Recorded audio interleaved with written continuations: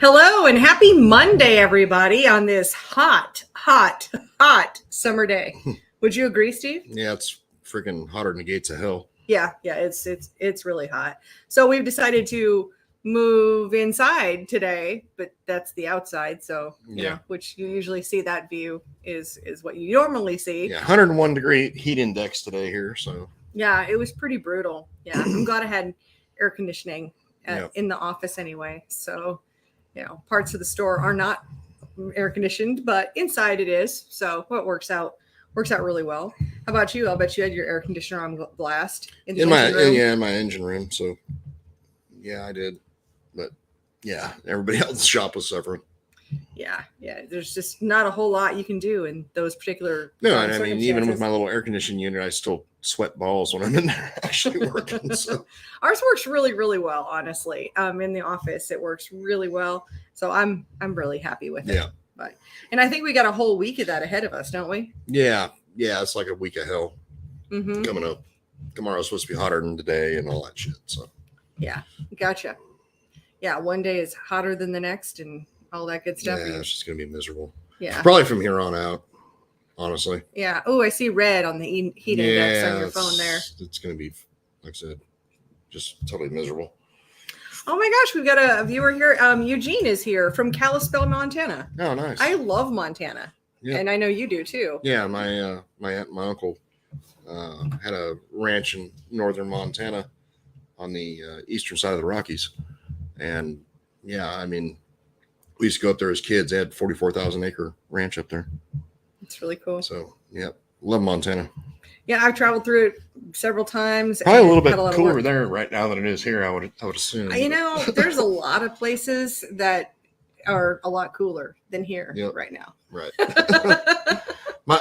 my uncle used to say where his ranch was. I mean, his north fence was literally Canada, and he's like, yeah. I mean, we've got summer. It's July 3rd and 4th. So. Yeah, and that's coming up right around the corner. 4th of July. It is coming up quick. Yeah. I don't have anything planned yet. Yeah. You have anything in mind? No, I've got nothing in mind. Yeah. Probably sit in the air conditioner. Grill out. Bring the food inside. Right. For sure. So anything new in the last week since the last podcast? Not really. Nothing I'm aware of. Okay. Yeah, nothing. All of those Eldora races were phenomenal. Giant congratulations to my good friend Jonathan Davenport for winning $1 million. Yeah. Me and Jonathan and my family, we go way back. Honestly, he's one of the guys who probably put us on the map as far as crate engine builders because of what he was able to win back in the day with our stuff. So just so happy for him. I mean, it's unbelievable. And Chris Madden running second. I mean, Chris has run our stuff a lot. You know, I mean, me and Alex were looking at the 24 starters of that race, and I think 12 of the guys starting that race use our crate stuff normally when they race. Wow. Crates. When they race crates. Yeah. For sure. That's cool. We didn't talk about that connection. No, just always makes you feel special knowing that you know those guys and you've dealt with them and how professional they actually are and stuff. It's pretty damn impressive. And then, you know, like Kenny Collins, Trent Ivey, guys like that, you know, who we deal with on a daily basis or, you know, for the most part for years, you know, them both, you know, Trent making the show and, you know, Kenny freaking hauling ass up there. I mean, so yeah, pretty awesome. I was really excited to see Trent Ivey's name in the roster of starters. Cause that's crazy. Matter of fact, the very first race Trent ever won, he outran me. Oh, really? Yeah, in a crate car at Cleveland County Speedway. So. Oh, gosh. And if you're new, just joining us, I'm Kate Dillon from Crate Insider, and this is Steve Hendren from Hendren Racing Engines, and we do this show every week. If you're on YouTube, hit that subscribe button. Helps us reach more people, and we appreciate that. And we got a lot of good things. So I see we got some other folks here. I see Tommy is here from Gullet Design Engineering in Mount Clemens, Michigan. Oh, wow. That's pretty cool. Yeah, we're kind of covering the country here. Yeah. And for anyone who's wondering where we are, we're in Rutherfordton, North Carolina. So we're in way, way western North Carolina. Devil's asshole today is what I like to call it. Well, there's that. I'll Yeah. probably be calling it that for next 2 months, basically, because all of a sudden it went summer, like instantly. Yeah, and Chuck is here. He's a regular viewer. He says, let's start this off, FJB, and all the idiots who voted for him. Agree. Agreed. I had to look today because the stock market is down a ton today. I mean, it dropped 500 points. Was it on the S&P? S&P, and then there were like 1,100 companies that hit 52-week lows today. Oh, wow. The lowest price for their stock in a year was today. Because I was like, what in the hell is going on? And so I had to dig into that a little bit. And I understand that the Fed is meeting tomorrow the 14th. So yeah, tomorrow and Wednesday, and then they'll announce, and we're expecting a 0.5% interest rate hike, but some people are freaking out thinking it's going to be a 0.75 point, so like 0.75%, which is terrible. We don't need any higher interest rates. No. I mean, I don't know. Oh my gosh! And Jeff Smith, he was a customer Montana. last week. Yep, another awesome. Montana. Yeah, we are so glad to have you guys here. Absolutely. For sure. And while you're here, anybody who's here with us live, feel free to drop in any questions you might have. One of my good friends who used to announce at Antioch Speedway in California, which is one of the places I used to race back in the day, John Myers, he actually announces, I believe, at a racetrack in Montana. I don't remember the name of the track, but he's up there announcing at a track in Montana. And Pippi he's living there now, of course. Right, yeah. And he actually came down for my induction ceremony. Oh, that announcer guy. Okay. John Myers. Yep. Okay. Yeah, because you were inducted into the Antioch Speedway Hall of Fame in California last year. And so we went out there. He was there for it, all that stuff, which meant a lot. He's a good dude, and one of those people just loves racing. Mm-hmm. Yeah. Oh, our friend Pam is here. Speaking of California, she says, "Hi guys, we are finally home, but I might need a new hat. Mine lives on Maui now."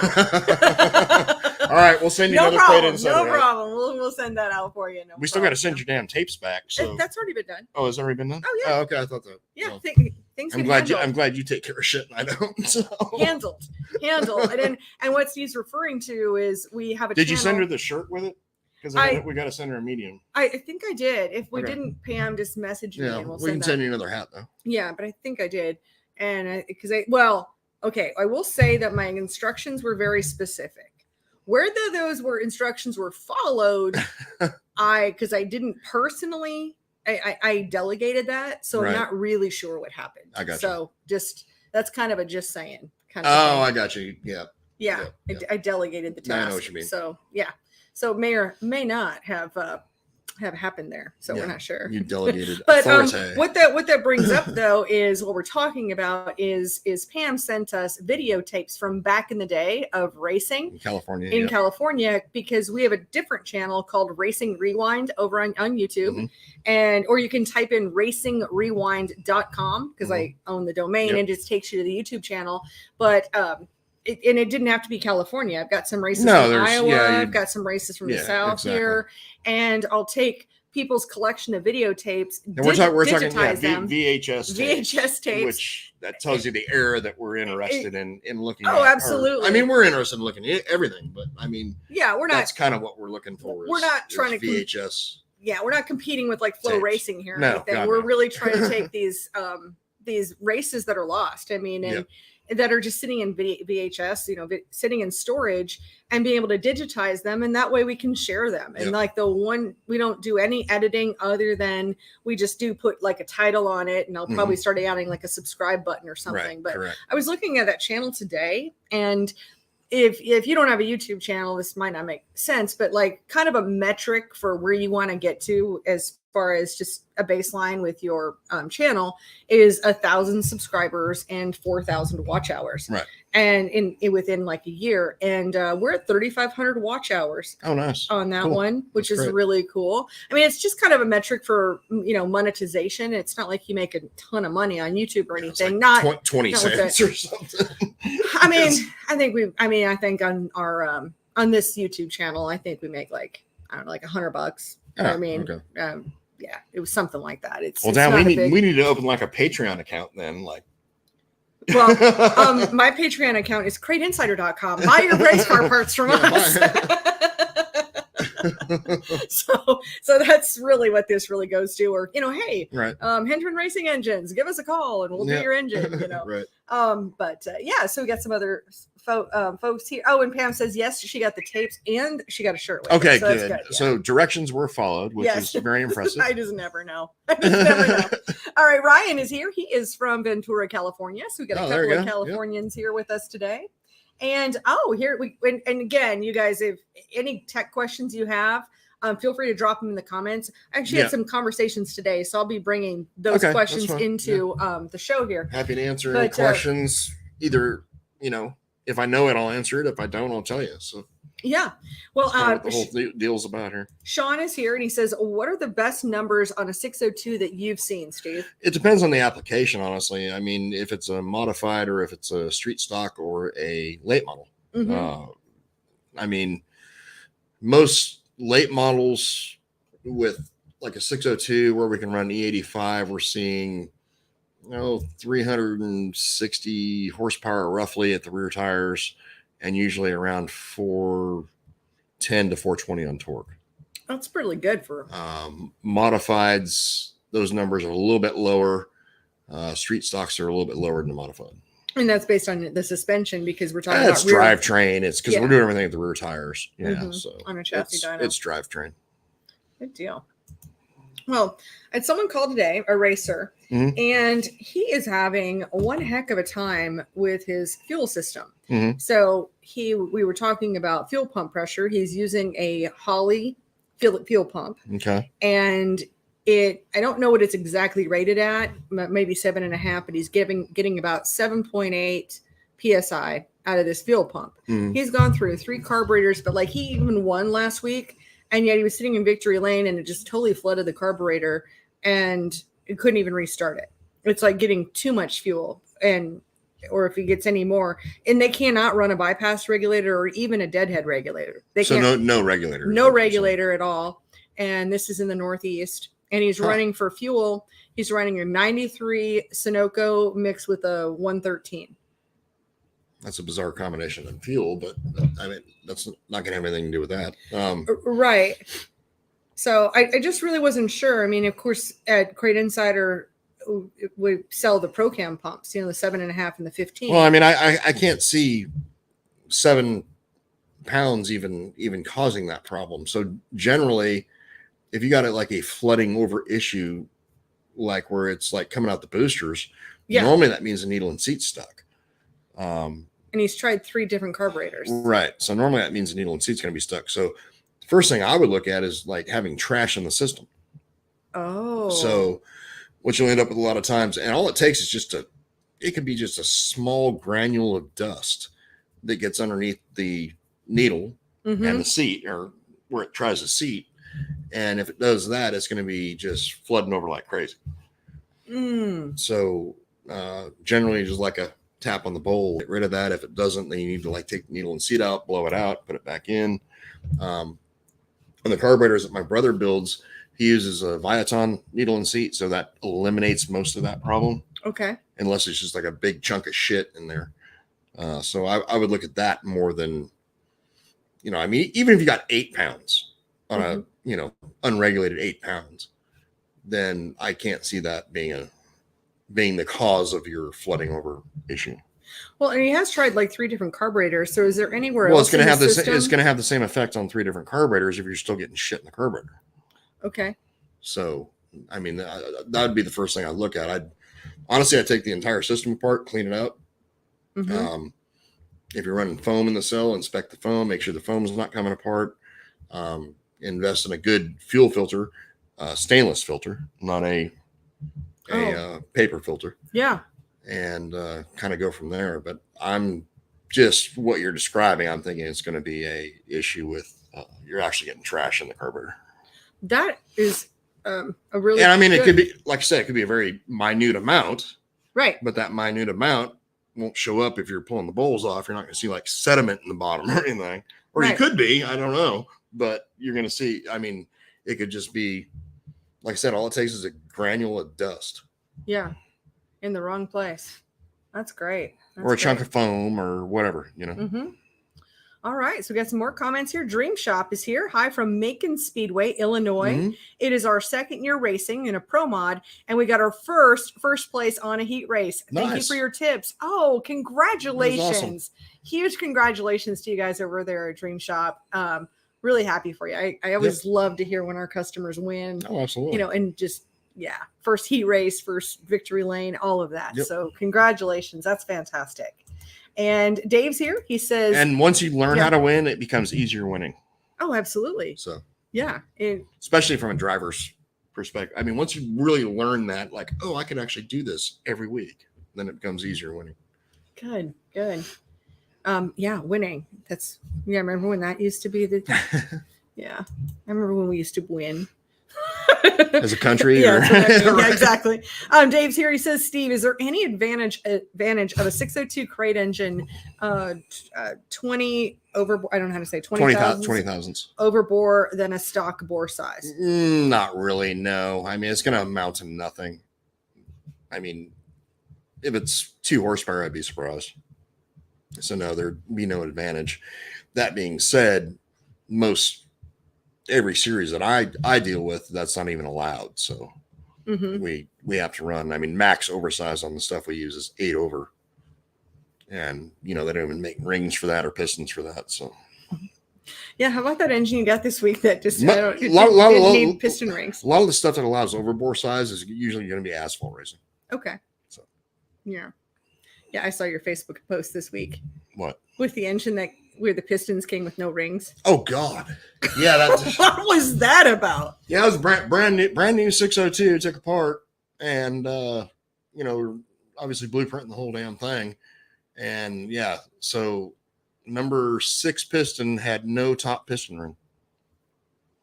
So it had the second and third and the oil ring. Yeah. But it had no top. So that would have been a great runner right out of the box.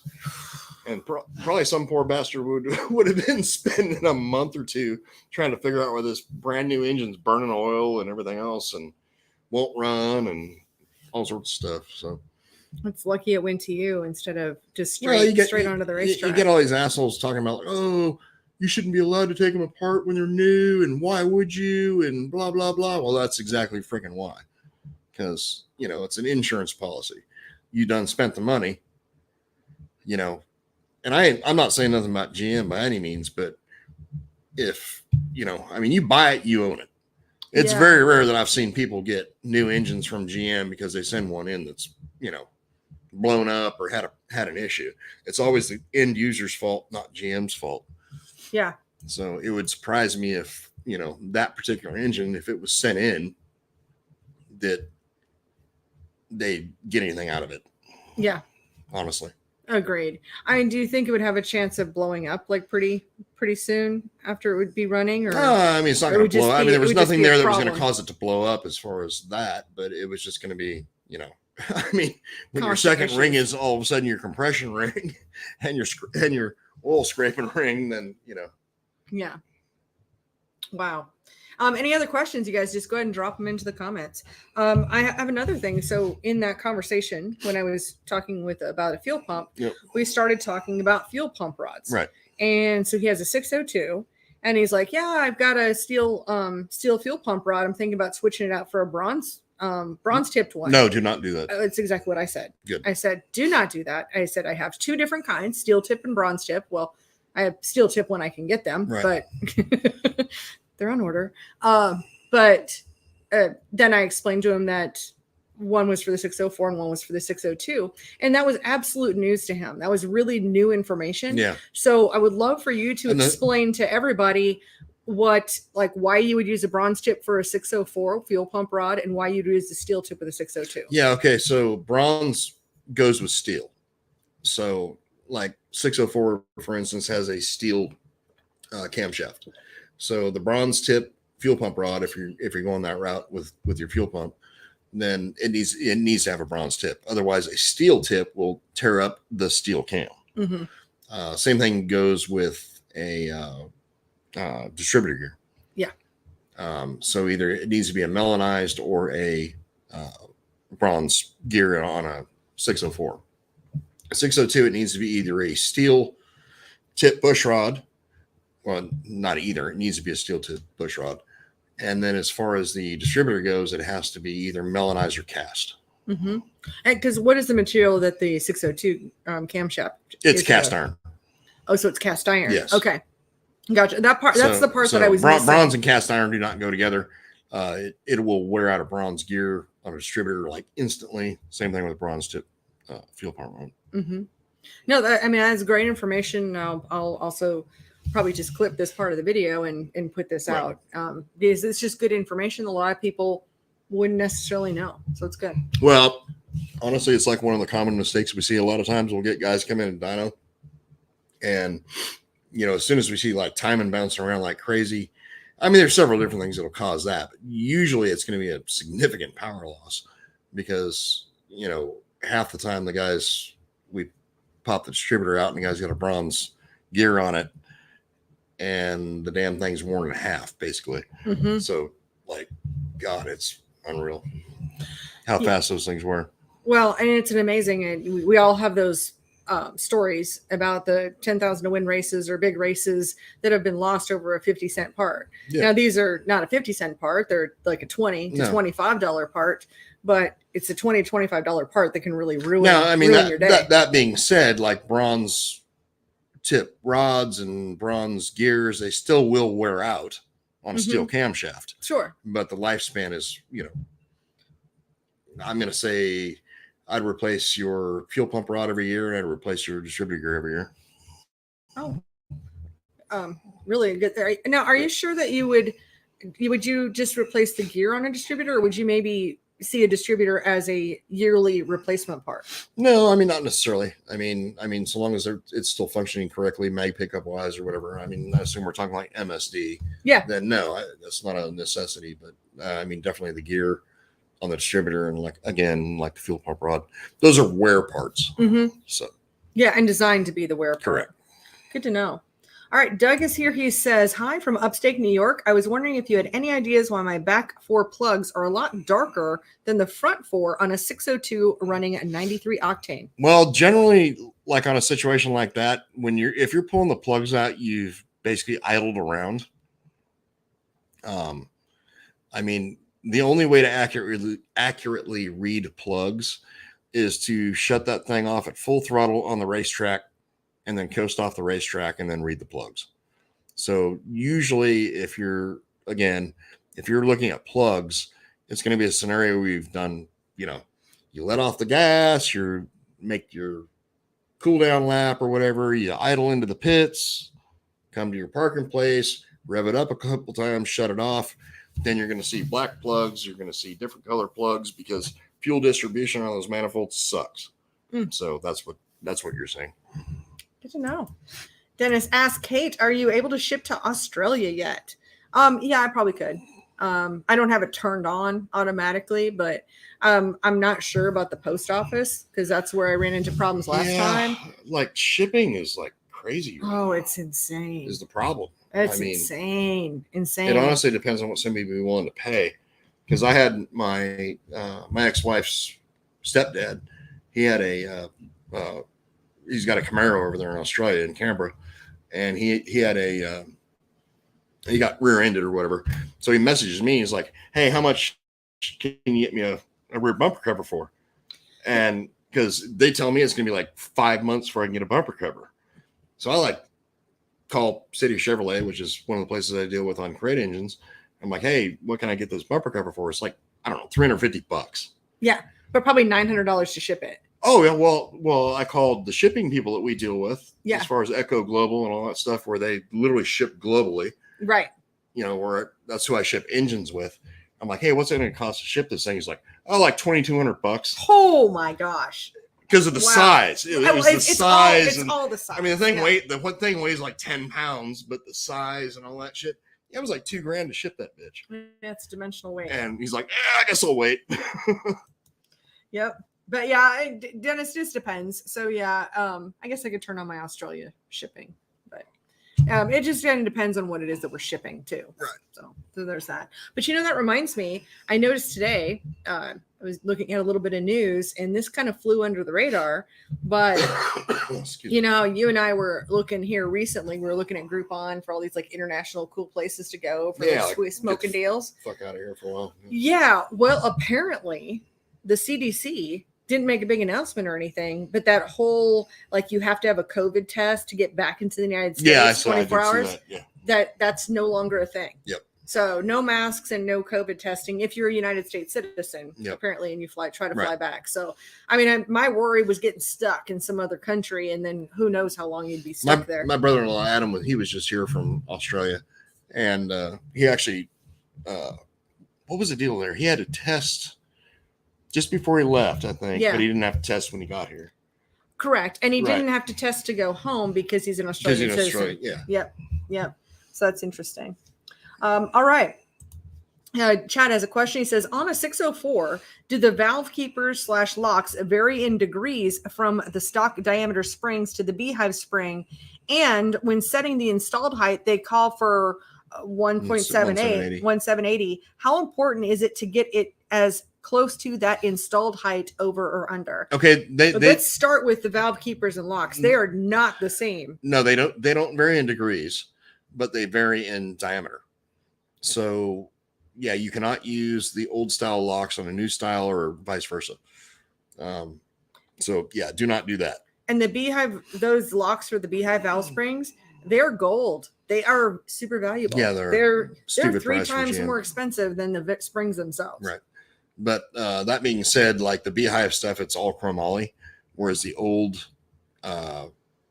pre-2013 stuff is going to be like mild steel, basically, like just standard stock production stuff. Mm-hmm.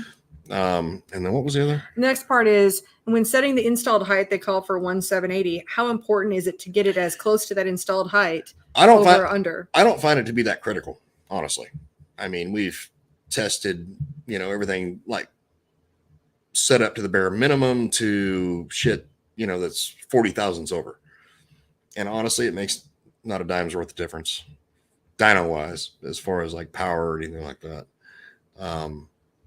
So I wouldn't be too awful concerned about it. I mean, normally when we set stuff up, we're trying to be around 1.790. Okay. So you're talking 10 thousandths different from the minimum. And the reason we do that is like idiot moron tech man factor. So because, anybody using it like a height mic, it could be, my height mic might be different than yours. Yours might be different from whoever else, that kind of thing. So we allow a variance that much because height mics can actually vary that much. Well, and it makes a difference. It's night, it's dark outside. Or whatever. The guy doesn't like you, or I mean, there's a lot of that. There's a lot of different variables when it comes to something like that. And unfortunately, fortunately, whatever. That's one of the easiest things to tech. Yeah, is going to be that installed height, and 9 times out of 10, that's where most people get busted. I mean, if they're not intentionally trying to cheat. Oh yeah, so, and we hear about it all the time all those install height things. All right, Michael's got a great question. He says, can you turn an IMCA 604 sealed into a Crate USA sealed during an engine rebuild? Absolutely. The answer to that is yes. Yes. You could not go the other way, though. Right. And you can't go the other way because you can't really rebuild the IMCA stuff to be like IMCA legal. They allow some repairs, but they don't allow the blueprinting. Repairs. But I know. Yeah. But yeah, no, absolutely, 100%. Yeah, we've done it several times, so that's not a big deal. Yeah, so if you can find a deal on one, that's a good way to go. And a lot of those IMCA guys, I don't know how much they do it anymore, but the guys that are racing really serious out there in that area, they might run 120 races and just sell it to the next guy down the road. So you could potentially get a deal on one. Absolutely, yeah, because they get an opportunity to go in fresh. For sure. Exactly. And Stu is here from Australia. Good day, guys. Shipping to Australia, no problem.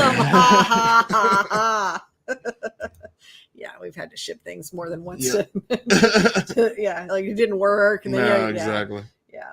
Yeah. And Andrew's here. He says, or you could always stop on into the shop and pick it up from Kate. Yes, you certainly can. Now we have signs at the store now. Yeah, Super have you exciting. posted any of that? Like No, pictures of it? Tori's working on that. She's in charge of that. We've been working on that stuff. Snag me another beer. Yes. Because I am next to the kegerator beer fridge here. So boom, there we go. And what are you drinking today, Steve? Basic Pitch Ultra. There you go.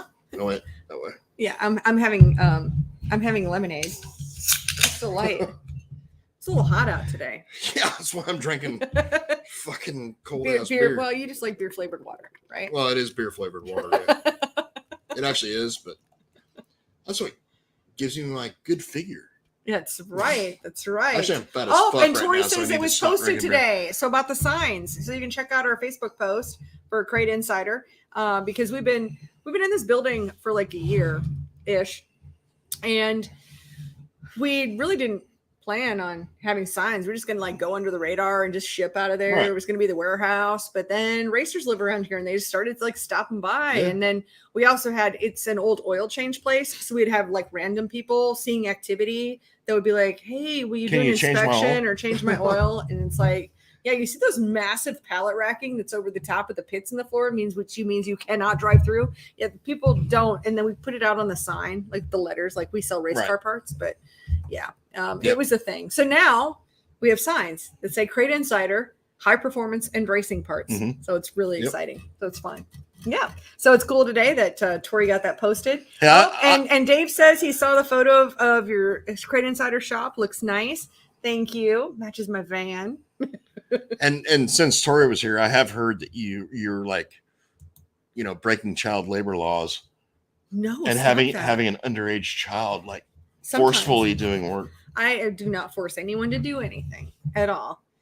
But when Addison comes to the store, evil assistant to the evil assistant Addison, amazing little assistant, mini assistant Addison, she likes helping out. So right, yeah, child labor laws. Just saying. Hey, I mean, she might unionize. You never know. It could happen. Little Munchkin union. That's right. Well, if Pippi had opposable thumbs, I'd have him in there doing. Well, that's true. And I see Terry is here from Princeton, West Virginia. So, man, we're covering the country today. Yeah, we got him. All right, here's a good question. Ryan says, how often should you replace the Beehive springs? And how many laps or races before you freshen a 604? I mean, honestly, like as far as the spring thing goes, I tell everybody, all right, like these newest springs, the ones that are not blue, the ones that are, black, actually made by, I think PAC makes them for GM now. Right. Are actually really good springs. So what I recommend that people do, and this is going to answer your other question, is leak your motor down every 10 races. So buy a leak down tester, run a leak down test on it every 10 races. When you do that, you got all the rockers off anyway, you got a lot of stuff off. Just change the damn springs. Oh. Because you're talking what are springs now? $80, 90, 85, 90 bucks. All right. Yeah. So I mean, every 10 races, just change the springs. Or if you don't want to do that, because honestly, they'll probably last longer, change the springs every other time you leak the motor down. Good call. So 20 shows, because most people are not running 100 lap races every weekend. They're running, I don't know, 25 laps. Three laps of hot laps, qualifying, main event. Yeah. So 25 lap main event. So. Well, and with that, let's address for a second too whether you need matched Beehive valve springs. I'm going to go with no. The only reason we have them at Crate Insider is just because if we didn't, we'd get so many calls. Well, you have 602 matched valve springs. Why don't you have any 604?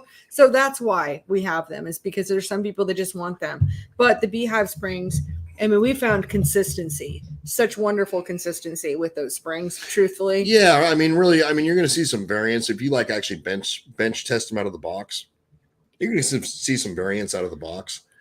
But they all pretty much equalize once you run them one time, honestly.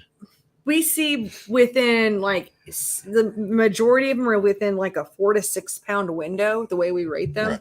Whereas the 602 springs, that's a whole different story. There's a reason why we have matched valve springs for the 602. Yeah, I mean 602 springs are not as consistent as what these new Beehive 604s are. Yeah.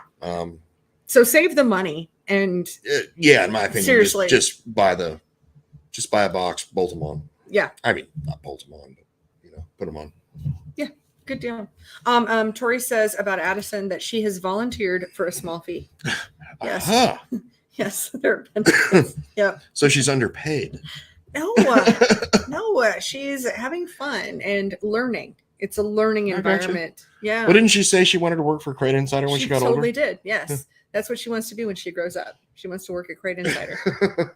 So I love it. I love it. So you come to the store and it's like this whole like girl squad going on. It is. Yeah. Girls with a punching bag in the basement. Right, exactly. Oh, by the way, the punching bag, his name is Joe now. Okay. Just saying. So some dude named Joe pissed somebody off, and now that's the name of the punching bag? Yeah. Or was that like the most neutral name you could think of? No. It's at least it's not Steve. No, it was either that or Brandon, if you get my drift. Yeah, well, there's that. Yeah. So yeah. But hey, you know what? Excuse me for a moment. I'm gonna go have a chat with Joe. See, I mean, like it needed a name, so it's fun. Pippi needs apparently needs attention. Yeah. All right. So Gavin is here and he says, I have a 602 in a late model, David Smith E85 carb, MSD distributor, and 34 degrees timing. It seems lazy on starts and restarts, but runs fine everywhere else. Mm-hmm. Any ideas? I mean, David's stuff normally starts really well. I mean, he's one of the guys I recommend as far as like doing carburetors. So, well, I mean, I would add a question in here because it's something we talk about so much with the 85. One question I would have is whether you're running a bypass regulator, especially with the 85. Well, I mean, would you say or no? No, I mean that it's not going to have a whole lot to do with starts and restarts, but it could just depending on what's going on.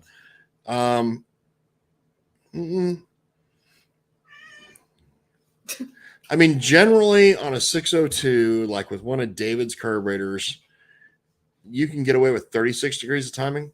Now, one thing I would look at is like what spark plugs you have. I normally recommend like the AR94. That's Autolite.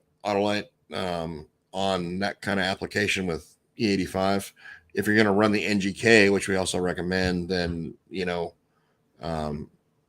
I would be around 40 thousandths gap, which, I mean, that kind of seems to affect starts and restarts. But I mean, David's stuff, I mean, maybe give him a shout. Yeah. And ask him what his opinion is. But like I said, on like my chassis dyno and stuff, I mean, his shit hits hard. So normally on a, it could just be a simple tuning issue. So maybe you don't have it tuned just right on your car.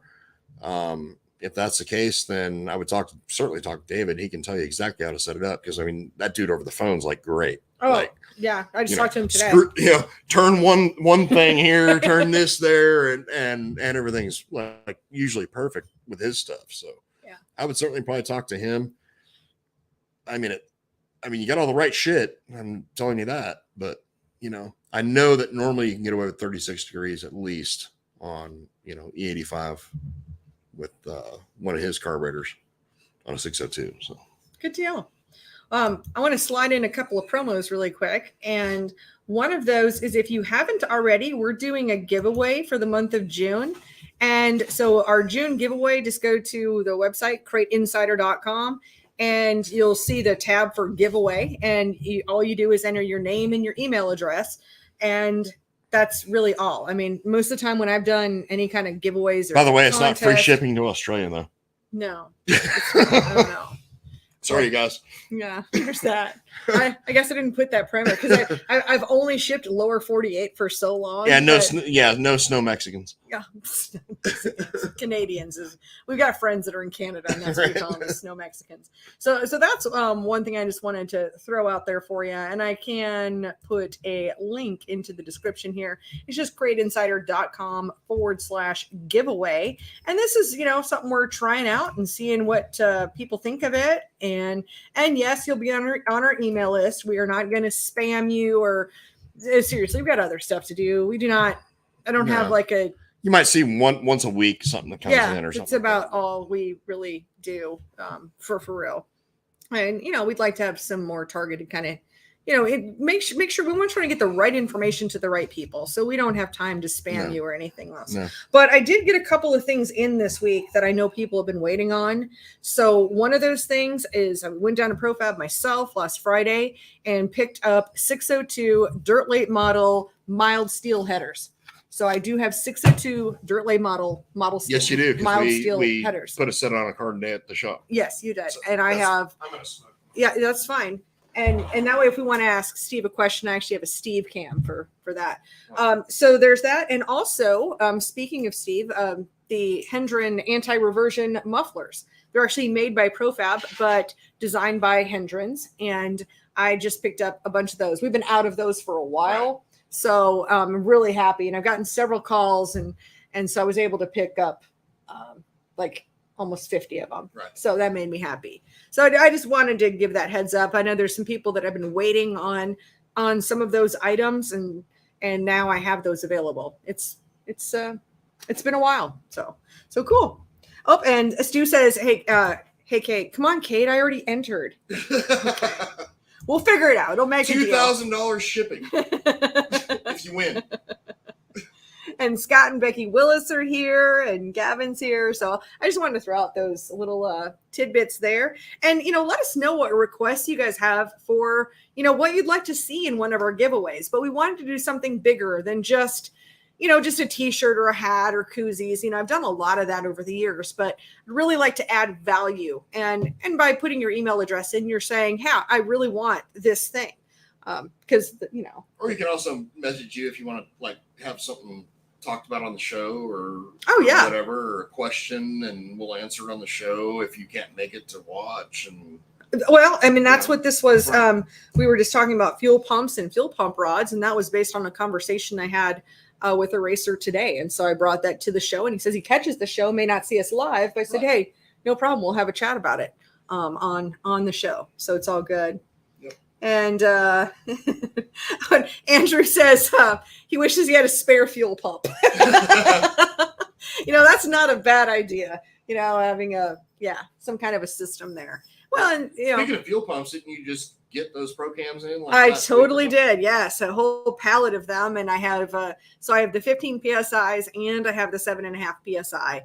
Fuel pumps. So I do have those. And so with Andrew, he was actually struggling with his fuel pressure, had the wrong pump. And it turned out he lives in Fayetteville across the state, and his mom lives on this side of the state. So he bought it. Mom came by and picked him up. And nice. Like on a Friday, and that way he could go racing Sunday. Okay. So, it's really cool. I'm really glad that we now have the store open and that we're open to the public, and now we have signs. So that's really exciting. So I think we'll get more people. Yeah. So it's nice that we have that retail presence and a pretty good amount of inventory. I mean, I guess it always depends on what you're kind of comparing, but we got some good inventory. We got some good stuff on the shelves for sure. Oh, and Andrew says, Kate got 2 cars in the track in a day. Nice. Yeah, because he picked up 2 of them where his mom did. So that was good. And Dave says, Kate, you should also give us sticker out so the drivers can put them on their cars. Yes, I know a sticker guy. Probably need to get some of those made. I haven't seen stickers in 2 years. Yeah, I know.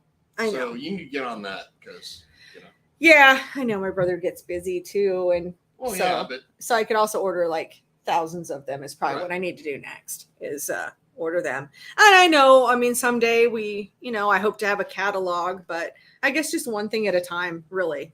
Just one thing at a time. And that's what happens when you have a growing business. Yep. So for sure. Yeah. So good stuff. Good stuff. All right. Now, have you had any questions from, racers you've talked to on the phone or any customers? No, a lot of the stuff I've been dealing with here recently is going to be heating problems. One thing I've been telling people, you got to check the gauge. Mm-hmm. I mean, if you think you're running 260 degrees and you're not pushing water, your gauge is screwed. Good to know. And honestly, the last 2 or 3 years, gauges have just been garbage. I mean, just absolute garbage. And I don't care whether it's like the electronic ones or the damn analog ones, whatever. They just been junk. Yeah. So it's sad, but I think as we've seen a rush to just kind of get stuff out, I don't feel like, just in general, just as a consumer, as an American consumer, that the quality that we see today is the same as what we had. a lot of that shit's few coming years from ago. China. So Yeah, there's that.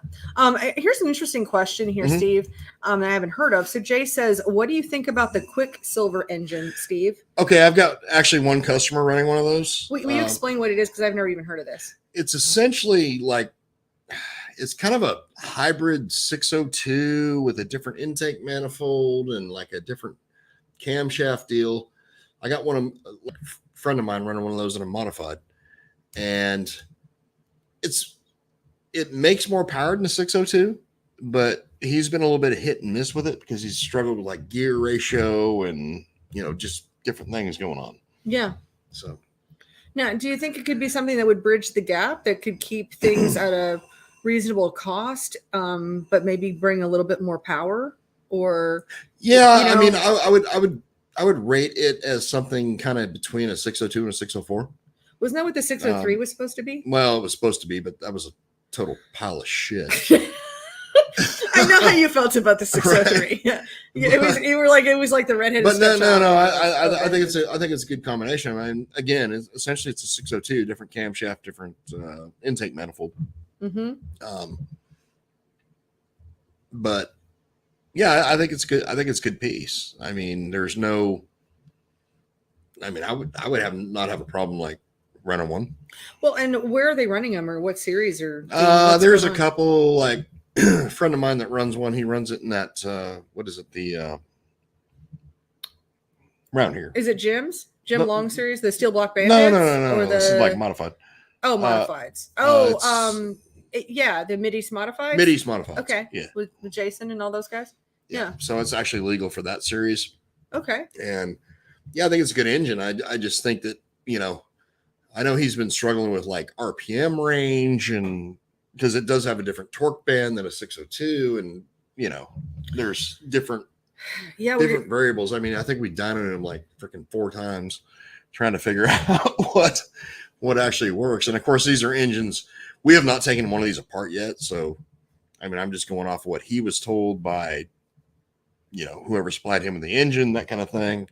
I know they come from GM that way then. Yeah, I know that Ray Cook, I believe, runs them at his track at Brasstown. Okay. Or it's legal for his class or whatever at Brasstown, stuff like that. I mean, so far the thing has been really reliable. Mm-hmm. I mean, it'd be interesting to pull one apart. I have not done that yet.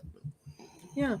Well, it'll be interesting because, as more data is produced and acquired, then we'll be able to figure some of that stuff out. Right. And if it comes that way, I mean, that could be a whole kind of combination that could be added to the Quicksilver, the Crate Insider library of tech information as well. I mean, so that'd be something to follow. Just haven't learned enough about it yet, just because we haven't had one apart. It's just so new. Yeah, for sure. Cool. All right. Ronald says, what is the best setup money aside for a 602 IMCA? Now, what's SM? I don't. Sport mod. 602 IMCA sport mod. So as far as setup, I don't know if you mean like chassis setup, because we don't really do that a whole lot there. But for the it's going to be bolt-on stuff. Yeah. I honestly don't know, man. I mean, I'm just being honest. I do not do any IMCA stuff at all. I'll tell you who does, though, is Al Walters from Friesen Chevrolet. Yeah, I would talk to Al. And Al keeps on top of that. And he's really got some of the best of the best. And I don't even sell those anymore or anything. I mean, it's kind of a just a sorry, that's one I can't answer. Yeah. Because, I mean, all the modified stuff out here is like completely different than what you guys are racing with IMCA. Well, and I used to do some IMCA modified packages, but now it's been a few years. There was just a whole different connection and whatever. So if there is anything newer, I'm not kind of in the know so much on that. So I'd call Al Walters from Friesen. Yeah, They do a lot of dyno he's testing. probably on top of it. Yeah. And then they dyno tune them. I mean, you can get before these engines go out, most of them are dynoed, and that's important there because especially as we've seen some of these anomalies, you'd rather have it dynoed I think you beforehand. just said something different. Oh, okay. Says cooling wise. Sorry, I mean cooling like radiator, fan, thermostat, all that. Oh yeah, I mean. Oh, double pass radiator. Yeah, obviously double pass. I think you sell a lot of AFCO double passes. I do, and I have the one that's the lightweight, which is going to be the AFCO 80184, right. And I sell the NDPU, which is the universal fitting on top. So then you can make it whether you want it to be a -16 or -20. Fan wise, I'm a huge fan. Not meaning to be ironic there. Yeah. I'm a huge fan of the race fan, which of course I sell too. Which means you can change blades. You can go from a 2-blade to a 6-blade. So generally you can actually tune your cooling for the time of year that you're racing in and the environment and everything else. So like most of my guys that actually take racing seriously, they've got at least 2 of those. Yeah. So they'll have a 3-blade setup and then a 2 to a 4. Yeah. In other words, so they're, just obvious reasons because 3 is going to be staggered different than 2 or 4. Correct. Yes. But I would highly suggest that setup. Thermostat, I'm not a fan of it, especially on race gas. So if you're not running methanol thermostat, no, out the window. Yeah, well, they can't run methanol with the 602 IMCA. I would assume not. No, they can't. 604s can, yes. But the sport mods cannot. Right. So I know that from the rules. So thank you so much for clarifying your question, and those are some great answers. Don has a question here. He says, have you noticed any common problems with this year's crate engines? The newest of the new, no. Well, I shouldn't say that. So there's always a common problem with crate engines, whether it's 602 or 604. For some reason, and I have advised GM on this time and time again, whoever the hell is finishing the rods on these things, they need to shit can them and hire somebody who can actually hone a rod, because rod bearing clearance is always tight. Always. Which that's been that way for years. Right. So other than that, no, I haven't seen any major issues. I'm happy to hear that. Yeah. Some of the stuff that I've seen here recently, especially on 602s, whoever's doing the cylinder head finishing work, while they're doing a good job at it or doing a good job with what they've got to work with, they're really close on combustion chamber volume. So that could be a thing. Interesting. Doesn't mean it's a bad thing, but they're flirting with being illegal from the factory again, which they were for, 3-4 years ago. They were coming out illegal from the factory. It's always fun. Always fun. With combustion chamber volume and install that. Yeah. And Don says, yeah, good to hear that. And here's a comment here. Darren says, Tony Hill builds IMCA Sport Mod motors, and he's a plethora of info. That's great. I don't know Tony, but we like to absolutely just be open to all the things that are out there. Guy knows what he's doing. He knows what he's doing. So. Absolutely, because that's really the key. Is you want to have not too much information, but you want to have the right information. Well, I mean, that's what there's a lot of noise out there in the environment. In racing, has been. You got people running around trying to make money off the backs of race car drivers because I don't know. You need to have whatever. What's the latest thing? I don't even have time for that, so I don't even know. I know. I like creating content. I don't really like. Oh, that's right. Match rocker arms. Oh, are you kidding me? You have to have matched rocker arms, otherwise you're going to be losing races in the Northeast. Wow. So, yeah. Oh my gosh. So, can I just sell? Maybe I need to make a video about rocker arm fairy dust. Once again, if I could ever, bring myself to be able to sleep at night and totally fuck all the race car drivers, I could come up with some shit that everyone needed to buy. but I can't do that. So we're not going to do apparently certain people can. We're not going to do that. Well, it's about time to wrap things up. Do you have any last things that you would like to, last minute announcements or anything? No, I mean, not really. I mean, Okay. I think my last minute announcements are just, visit our website, CrateInsider.com, and enter our giveaway if you'd like to have a chance to win. We've got a whole air filter setup. So it's our flat air filter base, lid, 4-inch Walker filter. We've got Joe's air cleaner stud kit in there, and t-shirt and all that good stuff. Pretty cool giveaway, actually. So yeah, we really kind of came up with, it's one of our most popular products. So that's what we wanted to put out there. And can I win? No. What the fuck? No. God damn it. No, I mean, you don't even open up my emails now. How do you know? Well, because we can tell. You're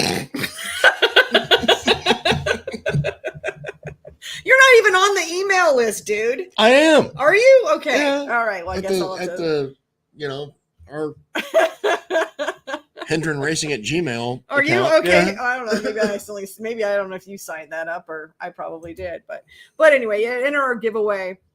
And thank you so much for joining us. Thanks for being part of the show. Hit that subscribe button over on YouTube, like our Facebook page. And we are so grateful that you're here. And we'll look forward to seeing you next week. Oh, wait, hang on. He always does this. Just yes. Hang on. What you got? Keep me entertained for 2 minutes. 2 minutes. Yep. Okay, you've got something to show. I forgot to wear it tonight, but I got it in the car. I thought you were going to wear it next week. Well, I might. Okay. Well, all right. Well, I guess I'm Sure. keeping people entertained here. So anyway, I apologize here. And Andrew's going to call this week, and I was wrapping up, so now I'm completely thrown off. But at least and sorry about the lighting. It's just really super weird with having the backlighting. And also we have a podcast, you guys. So we call this our podcast, the Racing Insiders Podcast. We are over on Apple iTunes or Google Play, wherever you listen to podcasts. If you like that sort of thing, and you want to listen to it, like going down the road in the car or whatever. So we're gonna have a fashion show here in just a second, and almost it's changing clothes in the hallway, and. Here he comes. I know. Sorry, I don't have a camera this way. In honor of Pride Month. In honor of Pride Month, right here. All right. I'm going to move the microphone there so everybody can see this. So there is your LGBT shirt there. So liberty, guns, beer, and Trump. Amen. I think that's all we got. Have pride. You are have pride. Yes, absolutely. So happy Pride Month, everyone. Yep. There we go. I don't even know. It's too tight because I'm fat, but it's all good. But we'll see you guys all next week. Thanks for being here.